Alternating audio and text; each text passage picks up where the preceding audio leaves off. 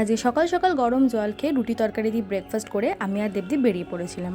আর একে ফোন ধরতে বলি এরকম অসভ্যতামি করে, তাই একে এক চাটা মারলেই এ ঠিক হয়ে যায়। গিয়েছিলাম শ্যামসুন্দরী মায়ের মন্দিরে, আর ওখানে বাবা আমাকে পদ্ম ফুল ফোটানোর দায়িত্ব দিয়েছিলেন। তোমরা শুনলে হয়তো অনেকেই অবাক হবে, জীবনে আমি একবারই গোলা খেয়েছি। আজ এত গরম ছিল আর আমার এক সাবস্ক্রাইবারকে গোলা খেতে দেখে আমিও নিজেকে রেজিস্ট করতে পারলাম না। আচ্ছা, তোমরা কে কে গোলা খেয়েছো আর কে কে খাওনি অবশ্যই কমেন্ট করে জানিও। আর এই হলো আমার সেই মিষ্টি সাবস্ক্রাইবার। বাড়ি এসে ডাল ভাজা পনিরের তরকারি দিয়ে লাঞ্চ সারলাম, তারপরে শুরু হলো আমার ওয়ার্কআউট। আজকে ম্যাম আমাদের সূর্য নমস্কার শিখিয়েছেন। জানো তো, এটা একটা দারুণ অল বডি ওয়ার্কআউট। এতে 12টা ব্যায়াম টোটাল কম্পাইল থাকে। আর সিরিয়াসলি বলছি, এতটাই রিল্যাক্স হয়ে যায় বডিটা, প্রচণ্ড রিফ্রেশ ফিল করছিলাম। আর ম্যাম বলেছেন যে সূর্য অস্ত যাওয়ার পর কোনো রকম কার্বোহাইড্রেট না ইনটেক করতে। তাই ভেবেছি আজ থেকে আমি আর রুটি খাবো না রাত্রেবেলা। তাই সয়াবিনটা সেদ্ধ করে সামান্য একটু ঘিতে হালকা ফ্রাই করে নিয়েছি, আর তারপরে মুসুর ডাল সেদ্ধ দিয়েই একটা অদ্ভুত রকমের খাবার বানালাম। সাথে স্প্রিং অনিয়ন ছড়িয়ে দিয়েছিলাম, মন্দ লাগেনি খেতে। ট্রাই করতে পারো। ওকে, বাই।